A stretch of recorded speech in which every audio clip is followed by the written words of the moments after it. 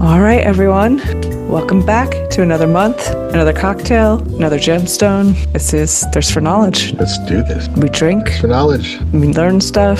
It's a good time. So, Ben, we are in July. So we're on in July. Ruby. Rubies. Well, we're not actually in July, but we're in July. This episode will be when it comes out. This episode will be in July. Happy birthday, America. And celebrate the red part of red, white, and blue.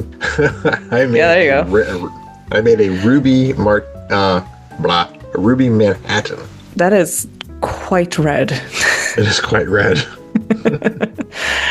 It's bourbon, sweet vermouth. Yes. Pomegranate juice or pomegranate liquor or grenadine.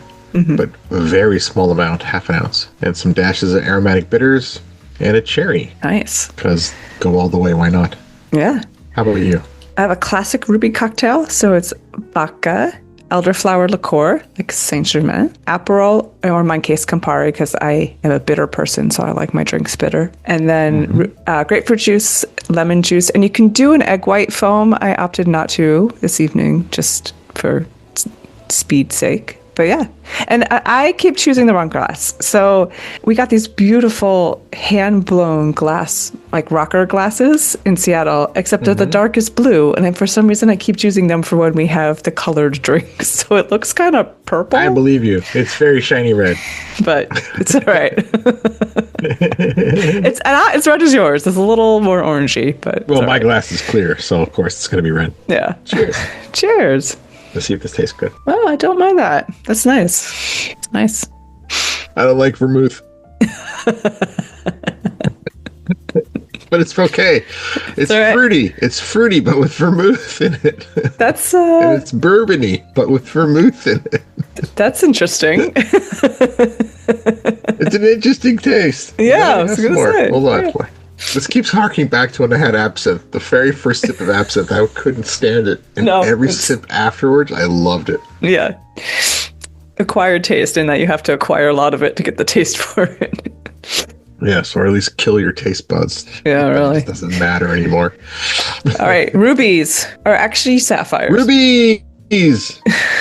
This is, I might... Good old aluminum oxide. Yeah, but they're corundum mineral family along with sapphires. Spinels are also, but they have magnesium as well as aluminum. And the red is caused by chromium impurities in the crystal, which means it also fluoresces. I feel like we need to start making a list of the ones that fluoresce. I'm sensing it coming. We should. Yeah, and they have the highest... We should, actually. We should. Yeah. Please. No, definitely should. They have the highest per carat cost of any gemstone. Really? Mm-hmm. You can double check me with your parents, but they are, I think they are rarer than diamonds in terms of being able to find them. So, and there's a minimum color saturation that must be met for a stone to be called a ruby here in the U.S. Otherwise, it is a pink sapphire. Yes, if the corundum is red enough, it now leaves the sapphire world, becomes ruby. But which I think is, to me, is kind of a semantic distinction, but it's okay. Yeah. I think it's weird that if it's kind of teetering on and we don't know, they just call it sapphire and move on. It has to be full. There's more weight going towards sapphire. It has to be strikingly red. Here in the U.S., apparently international gemological societies have widened the definition of a ruby to include the paler pink varieties.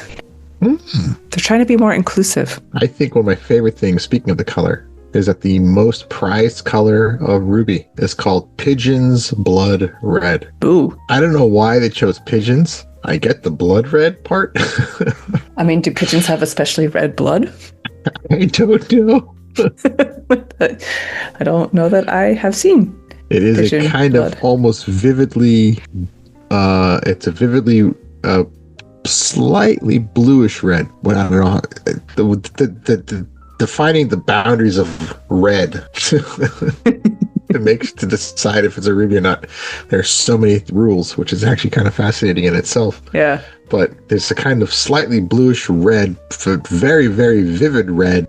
That's the pigeon's blood red. Comes out of Myanmar. That's what you want to get, like the ruby. Yeah. Got to go there for pigeon's blood. Okay.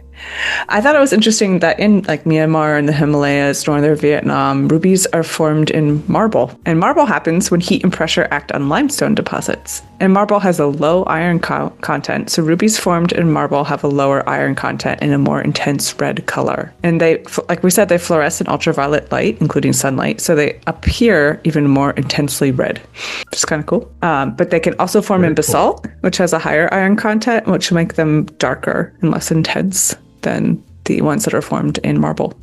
And the earliest recorded occurrence of ruby trade is on the Northern Silk Road. In 200 BC, rubies were recorded as part of the trade west from China. And in Myanmar, warriors carried rubies to make them invincible in battle. But it wasn't enough to wear them. Some of them inserted them into their flesh and made them part of their bodies. Okay. All right. One of the most famous rubies in the history of the world is called the Black Prince's Ruby. And it entered the English crown of jewels, but later found out it's red spinel or spino. So it wasn't a ruby. So haha on them. I feel like that's okay. I'm okay with that. But they became highly valued by European monarchies. They symbolize power and courage, protection, and they're still found to this day on almost every single crown or ceremonial jewelry. Interesting. They also have some industrial applications because they're very hard too. So yes, they do. Are you a watch person, Ben? Incredibly hard. Do you like watches? I have a couple. Okay. So ruby is harder than steel, so it's excellent bearing material for metal shafts in devices like watches and compasses and electric meters. Yes. And they have exceptional wave transmitting properties that make them ideal for use in lasers. Oh, we're getting to laser right out the gate. I mean, it's the most fun part about this, like lasers. Absolutely. As a matter of fact, the very first laser. Yeah, ever created was with a ruby.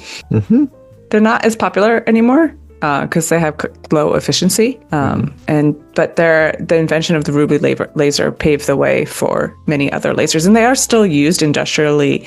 They're actually synthetic rubies that are used in a lot of industrial processes. Yes. It says 75% modern synthetic ruby production is for industrial purposes. It's so funny when you think about that. I know. Even diamonds, right? Like the vast majority of diamonds are not actually diamonds used. And rubies are. You can go to Home Depot right now and you can get drill bits. With diamonds on them, actual diamonds. Yeah. And they are phenomenal. I have one. Yeah, me too. And it's excellent for just drilling holes through marble. And anything, really. So incredibly anything, yeah. And they're fantastic. But they're not diamonds like you would put on a ring. They're just the very highly pressurized bits of carbon, and they are diamonds. And the same thing you can get also. Go to Home Depot. You can get some ruby drill bits as well. They are insanely heat resistant and they're tough and it's fantastic. It's and that's important because when you're drilling through something, especially something hard, the friction is actually creating heat, right? So what you don't want is your drill bit to start melting while you're drilling through whatever you need to drill through. You still have to squirt a little water on it to kind of help.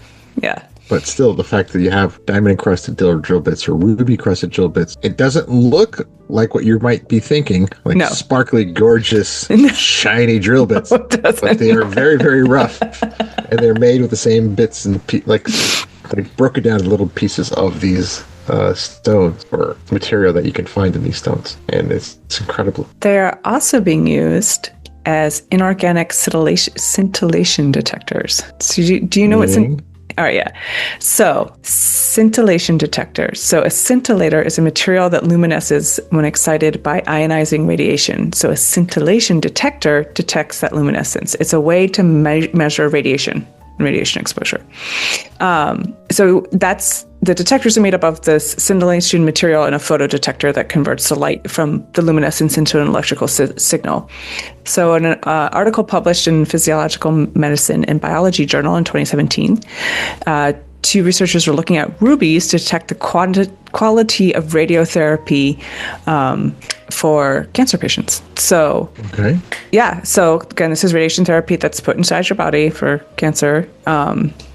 And So they argue that the inorganic scintillation detectors have several advantages. So inorganic meaning ones that are made of something like ruby that's not going to react. So they're small and they can be put into catheters into the tumor region. So they're measuring the radiation at the target and not outside of the target. And energy and temperature dependencies can be more easily corrected for. So, and additionally, this scintillation detectors emit in the red wavelength regions, and this allows for removal of unwanted fluorescent light produced by the fiber optic cable that links the detector to the photo detection system. So it's getting rid of some background noise.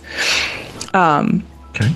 There are a wide variety of materials that can produce scintillation intensities much larger than their organic counterparts, and so you can measure smaller doses of radiation. Rubies are especially good in organic scintillation materials as they have a narrow emissions spectrum, which is near 694 nanometers, which is red, which is why they look red. And this overlaps less with the interference we just mentioned. And although these inorganic materials are better at detecting low doses, they wanted to see if the authors of the paper wanted to see if the rubies could be used for high dose dosimetry. And they compare them to these, I don't know if have you seen like the little plastic radiation badges, like the detectors that people wear? Probably not. No. I used to work with radioactive material for a brief time, and it was part of... Cool. Yeah, I know. It was just part of an assay I was doing. And so we have these little badges that detect your exposure. I had a ring too, because I was working with my hands with the radioactive material. So they wanted to measure sort of, proximity. So the authors wanted to compare rubies to this sort of standard way of measuring radiation. They found that the rubies unfortunately introduced some error due to their own luminescent properties, but you could filter that out. And they found that the rubies could allow for very precise dosimetry and quality control of in vivo radiation therapy, which I thought was kind of cool. So you want to make sure that if you're doing this radiation therapy, that you're getting people the right dose in the right place. And so you need a way to measure that. And so the rubies could allow that to be a little bit more precise than it currently is. That's ridiculous. Huh. Yeah. And again, not like rubies you would see on a ring, like rubies you would see on a drill bit, but still rubies. Yeah, still. Absolutely. Yeah. Asia used to be the big place you would go to find your natural rubies. Yes. Burma being the number one, and you can find them in Thailand or Vietnam or Cambodia. Mm-hmm. Even in Sri Lanka, which is pretty close. But in 2009, on accident, a ruby deposit was found in Mozambique, in Africa. Interesting. And ever since then, it has become the hotbed of most modern places to produce rubies. They found more and more and more deposits in Mozambique, but not too far from the original find. And they are on track to beating Burma, which has been for hundreds, if not 1,000 years, to be the number one producer in rubies, right there in Mozambique, out of nowhere. That's cool. Awesome. If you dig deep enough, I guess you find everything. Probably. Yeah, because I'm wondering, like, a lot of marble comes from Greece. I don't think anyone's hit a ruby yet. See? I found a really interesting paper in Scientific Reports that was looking at ways to authenticate stones. So, for those of our audience who have bought precious gemstones, they usually come with a paper, authentication paper, or they should. If it doesn't, you should ask questions. Yes, you should. But, you could lose the paper, right? I mean, papers get misplaced. So these authors found a way to basically etch a QR code into a stone as a way of authentication. So they use natural diamond, synthetic ruby, and synthetic sapphire. They use a femtosecond laser to etch a micro QR code into the stones. So a femtosecond laser is an infrared laser with a wavelength of 1053 nanometers. And it emits bursts of energy at a very fast rate. So femtoseconds. There's like nano, and then there's pico, and then there's femto, as you were talking about small, right? Yeah, nano's already small. Yeah, and then pico is even smaller, and then femto is even smaller. And it's like 10 to the negative 12th, I think. I'm trying to remember my metric system. Anyway. Jesus. Yeah, so this laser was introduced in the US in the 90s. It's what you use for LASIK eye surgery. So authors etched micro dots onto the stones, which could then be verified by optical or electron microscopy. And so you can encrypt stones without the paper trail, without the need to remove the stone from the setting to authenticate it. I know that the GIA a long time ago offered a service that they would etch very, very, very. Every time you get a stone certified by the GIA, the Gemological Institute of America, each certificate has a number. The next each certificate has the next high up number of whichever certificate was before. It's the standard counting system. And if you wanted to, you could pay them when you send it to be verified to etch with a laser into the side of your stone the number of the certificate that they gave to that stone. So if the papers were gone, that would still be a number there. It would say GIA 12379, whatever the number is, and that would be it. And they made a big hoopla about it. It's incredibly small. It does not take away from the value of the stone, and everyone went along with it because it's so incredibly small. And then, just like you said, after that, they made it even smaller, and now you can QR code it. It's the funniest thing. And now you scan it, have a little scanner, beep. A very small scanner, but yes. And now I know how they burnt it in there with that little femto laser. Yeah, femto laser. It's awesome. I didn't realize femto laser. Yeah, I didn't realize, but a lot of rubies at the lower end of the market are heat treated. Yes, to improve color. That moves like the purple and blue patches, which I don't know how I feel about. I mean, I guess it's okay, right? I honestly don't know. I know that it happens. I don't know if it has anything to do with the value. I don't know. Yeah. What it has anything to do. And then you could also get lead glass filling. So it's filling the fractures inside the ruby with lead glass to improve the transparency of the stone, making previously unsuitable rubies fit for applications in jewelry. That's where I'm like, I don't know. I mean, that seems a little shady.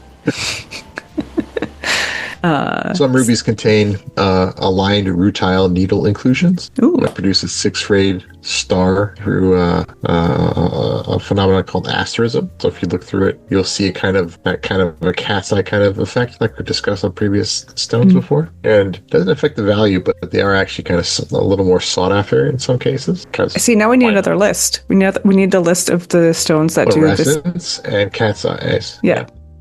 All right. We're going to have a lot of lists coming out of this season. Nice data visualization. Yes. Love that. I came across one of my favorite things about going onto PubMed and looking for papers is occasionally you find a little gem. So I found this article from 1928 from Cornell, The Protocols of the National Academy of Sciences. It's an investigation of the luminescence of rubies under cathode and photo excitation.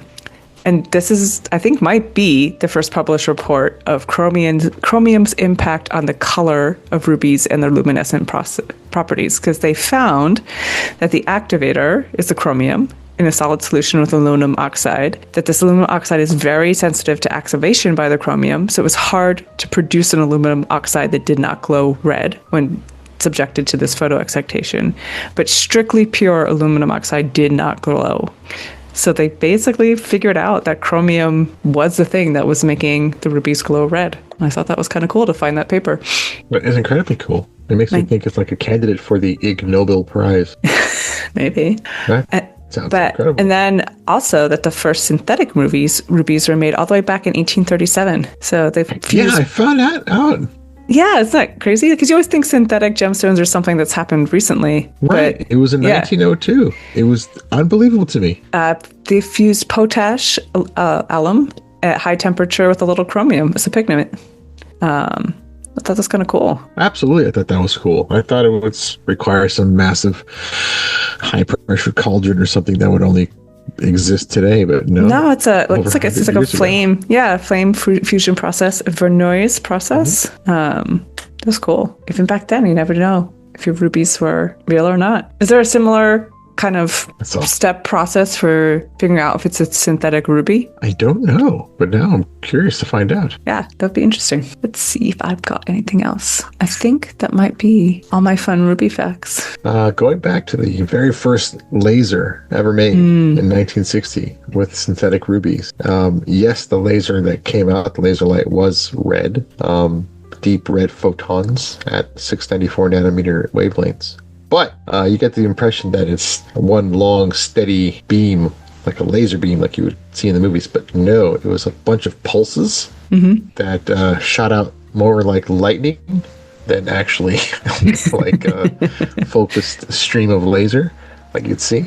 We can make lasers like that today, easy peasy. But back then, the first laser was actually like lightning, red lightning. It was actually very cool. That is cool. You can find a photo of it. There's actually some photos you can find of how it's kind of... Now I think it looks like it's a steady stream because the timing of the pulses, like we said, the femtosecond laser, right? The timing of the pulses is just so short that it just looks... Like my son found a laser pointer the other day, and that's been the fun new tool in the house. But that's cool. I saw on AliExpress years ago, you can get laser pointers for dirt cheap. So I ordered a whole bunch of different colors: a green one, a red one, a purple one. The purple ones are no good, unfortunately. The blue and the purple are not. You can't see them. No, I got a purple one in grad school because I thought it'd be so cool. On point. Yes, the green and the red. Yeah, we're not. On point, and don't give them to a little boy. No. They'll shoot you in the eye. Yeah, we had a discussion about that too. Yeah. All right. So rubies, basically red sapphires. Basically red sapphires. Not kind of red sapphires. Definitively red. Because if there's any kind of not red, they're going to maybe say it's a sapphire again. Yeah. And go for pigeon's blood. Yeah, get the deep ones. Why not? But don't go out and try to find out what that color is on an actual pigeon. Do not condone that course of action. Please don't do that. And if you want orangish red ones, those are the basalt related ones. And if you want brownish red ones, go to Thailand. And if you want the dark wine red ones, those are more, they might look like garnets, but they have a burgundy kind of vibe to it. So those might be rubies. And depending on the iron and chromium interactions of the crystal lattice, you might get a purple ruby. So that would be cool. Pretty. Yeah. That would be cool. It's amazing how you just rearrange a couple things and all of a sudden the color changes. Yeah, it is very, very cool, I think. All right. Well, I'm going to finish up my cocktail and we're going to sign off and say thank you for sipping with us and learning with us. And if you liked it, do all the things, hit all the buttons. Click the buttons, like, subscribe, comment. If there's a fact that we left out about it, tell us. I'll happily make a second part 2 of Rubies. Yes, absolutely. All right. We will see you next month.